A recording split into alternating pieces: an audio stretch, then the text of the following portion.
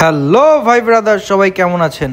আমি সিধুনি। আজকে আমি নিয়ে এসেছি এমন একটি ভিডিও যা প্রতিটি বাইক লাভারের জন্য খুবই দরকারি। আজকে আমার এই ভিডিওতে বলবো যে বাইকের যত্ন নেওয়ার সঠিক কিছু নিয়ম। আপনি যদি নতুন রাইডার বা পুরনো রাইডার হন এবং যদি এই টিপসগুলো ফলো করেন তাহলে আপনার বাইকের পারফরমেন্স, মাইলেজ, এমনকি লুকও একদম নতুনের মতো থাকবে। কথা না বাড়িয়ে চলে আসি আসল টপিকে। বাইক ভালো রাখার জন্য প্রথম যে বিষয়টা মাথায় রাখতে হবে সেই বিষয়টা হচ্ছে ইঞ্জিন অয়েল। বাইকের হার্ট হচ্ছে ইঞ্জিন, আর ইঞ্জিনের রক্তই হচ্ছে ইঞ্জিন অয়েল।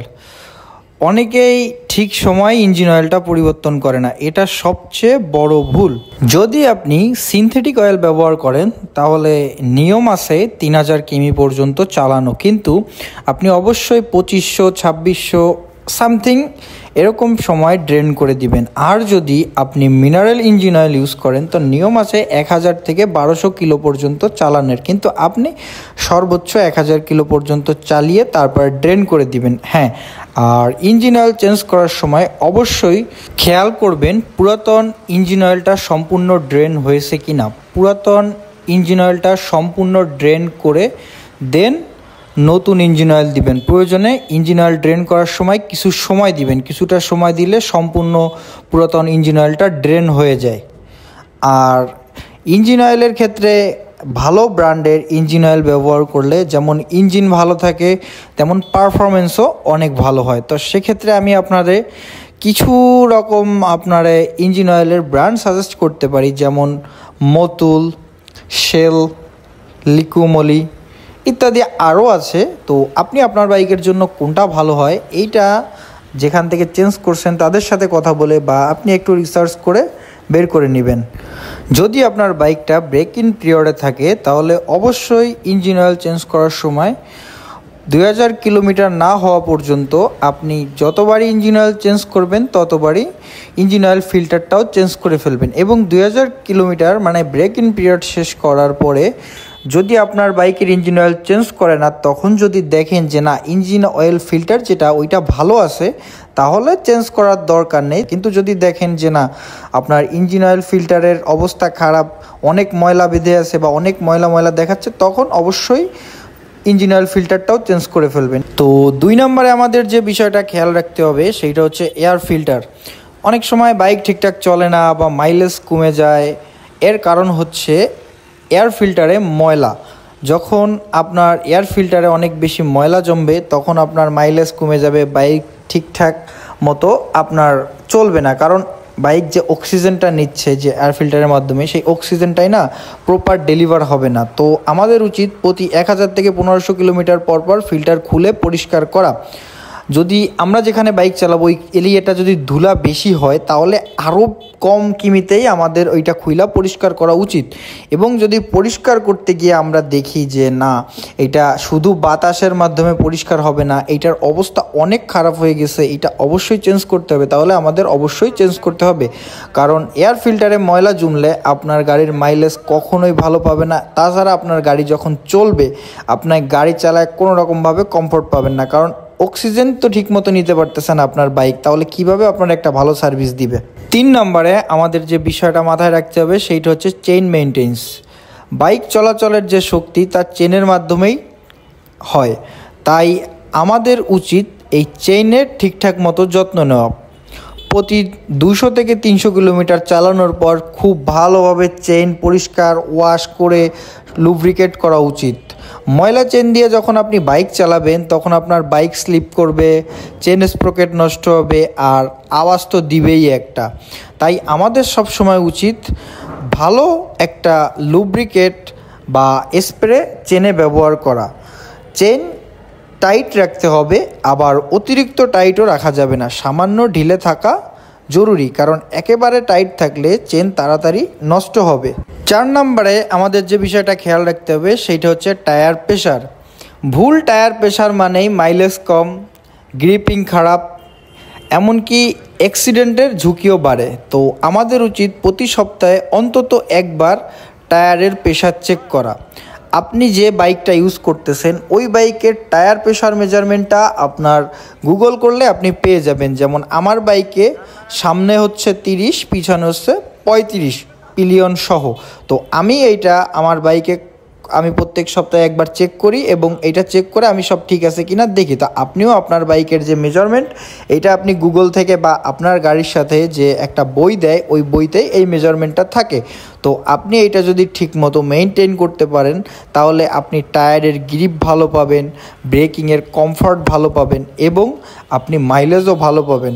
তাছাড়া আপনার বাইকের টায়ারের গ্রিপ ঠিক আছে কিনা, অতিরিক্ত ফেটে গেছে কিনা বা অতিরিক্ত ক্ষয় হয়েছে কিনা এইটাও আপনার খেয়াল রাখতে হবে, কারণ অতিরিক্ত পুরানো বা স্লিপি টায়ার এগুলা ব্যবহার করলে অ্যাক্সিডেন্টের ঝুঁকি অনেক বেড়ে যায়। 5 নম্বরে আমাদের যে বিষয়টা খেয়াল রাখতে হবে সেইটা হচ্ছে বাইকের ব্রেকিং সিস্টেম। একটা বাইকে যদি ভালো ব্রেক না থাকে সেই বাইকটা যতই ভালো হোক সেই বাইকে কোনো নিরাপত্তা নাই। তো ব্রেক যখন আমরা যখন ব্রেক করি তখন আস্তে আস্তে ব্রেক করতে করতে ব্রেক প্যাডটা ক্ষয় হতে থাকে। তো ক্ষয় হতে হতে একটা সময় ব্রেক প্যাড শেষ হয়ে যায়। তো আমাদের এই জন্য সবসময় প্রতি 2 থেকে 3 হাজার কিমি পর ব্রেক প্যাড চেক করানো উচিত। হাইওয়েতে ব্রেক প্যাড খুব কম খরচ হয়, কিন্তু ঢাকা সিটিতে ব্রেক প্যাড অনেক ক্ষয় হয়, কারণ ঢাকাতে জ্যামের শহর, একটু পরপর ব্রেক ধরতে হয়। এই জ্যাম, এই ট্রাফিক সব মিলায় আপনার মোটামুটি অনেক বেশি ব্রেক ক্ষয় হয়। তো আপনি যদি ঢাকা সিটির ভিতরে রাইডার হন তাহলে অবশ্যই আপনার কিছুদিন পরই ব্রেক প্যাড চেক করানো প্রয়োজন, কারণ একটা গাড়ির সম্পূর্ণ কনফিডেন্স আপনি তখনই পাবেন যখন আপনার ব্রেক প্যাড বা ব্রেক একদম ফুল আপনার কন্ট্রোলের ভিতরে থাকবে। আর এছাড়া ব্রেক লাইনে যদি আপনি বাতাস ঢুকান তাইলে কিন্তু ব্রেক ঠিকঠাক মতো কাজ করবে না। তাই সবসময় আপনি যখন আপনার গাড়ির ব্রেকের কাজ করাবেন, আপনার ট্রাস্টেড এবং আপনি যার কাছ থেকে কাজ করার স্বাচ্ছন্দ্য বোধ করেন এবং যার হাতের কাজ ভালো এরকম মেকার দেখেই ব্রেকের কাজ করাবেন। 6 নম্বরে যে বিষয়টা আমাদের মাথায় রাখতে হবে সেইটা হচ্ছে ব্যাটারি।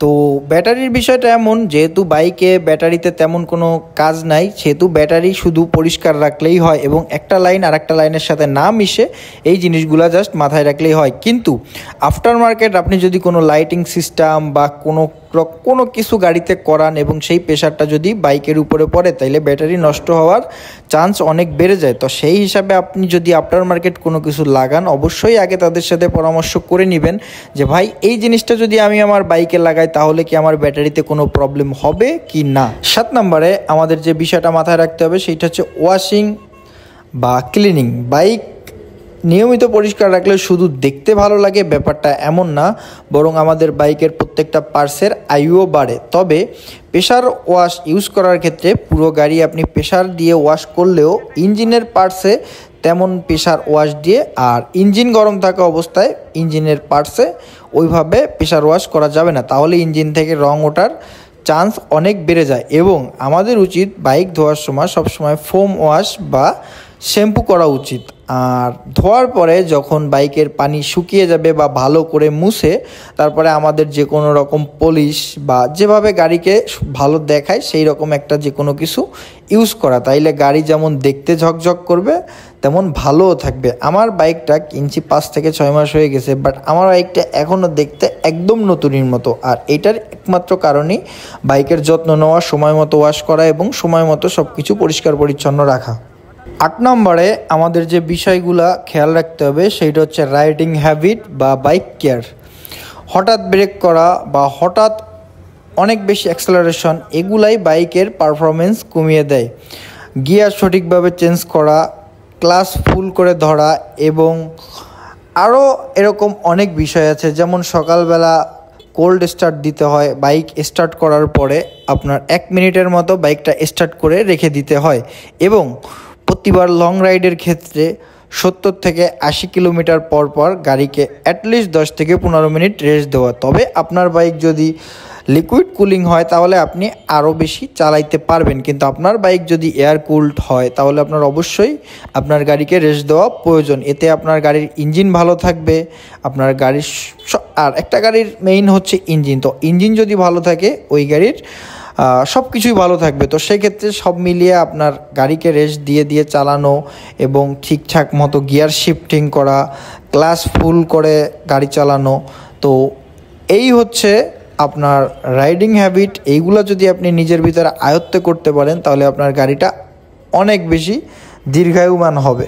9 নম্বরে আমাদের যে বিষয়টা মাথায় রাখতে হবে সেইটা হচ্ছে বাইকের সার্ভিসিং বা বাইক চেক আপ। তো আমাদের উচিত প্রতি 2 মাস পর পর বা 2000 কিলোমিটার চালানোর ভিতরেই বাইক একবার হইলেও বাইক সার্ভিসিংয়ে গিয়ে brake, clutch, suspension, cable, bearing ইত্যাদি যা যা আছে সব কিছুই চেক করানো, এবং এটা উচিত আমাদের ভালো কোনো সার্ভিস সেন্টার থেকে করানো। কারণ লোকাল সার্ভিস সেন্টার থেকে আপনি যখন গাড়ি খোলাবেন ওরা খুলবে তো ভালো, কিন্তু যখন ফিটিং করবে তখন ওইভাবে ফিটিং হবে না, যে যখন যার ফলে আপনি গাড়ি চালাবেন কিন্তু আপনি সেই ফিলটা পাবেন না যেই ফিলটা আগে পাইতেন। তো আমাদের উচিত সবসময়ের জন্য গাড়ি ঠিকঠাক মতো সার্ভিসিং এবং চেক আপ করানো। এক্ষেত্রে আপনি যে কোম্পানির বাইক ইউজ করতেছেন ওই কোম্পানির সার্ভিস সেন্টার থেকে করাইতে পারেন, কিন্তু এখানেও কথা আছে, সার্ভিস সেন্টারে যদি 5টা লোক থাকে তার ভিতর দক্ষ লোক থাকে 1জন বা 2জন। তো আপনার বেছে বের করতে হবে ওইখানে দক্ষ লোককে এবং তারে দিয়েই আপনার গাড়ির কাজ করাইতে হবে, তাহলে গিয়েই আপনি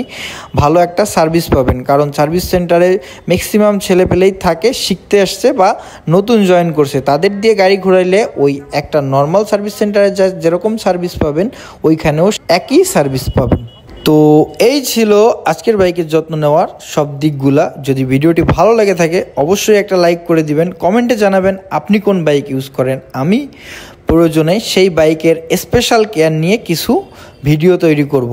আর হ্যাঁ, যারা নতুন আছেন চ্যানেল সাবস্ক্রাইব করতে অবশ্যই ভুলবেন না, আর যারা পুরাতন সাবস্ক্রাইবার ভাই ব্রাদার আছেন তাদের সবাইকে অসংখ্য ধন্যবাদ সাপোর্ট করে পাশে থাকার জন্য।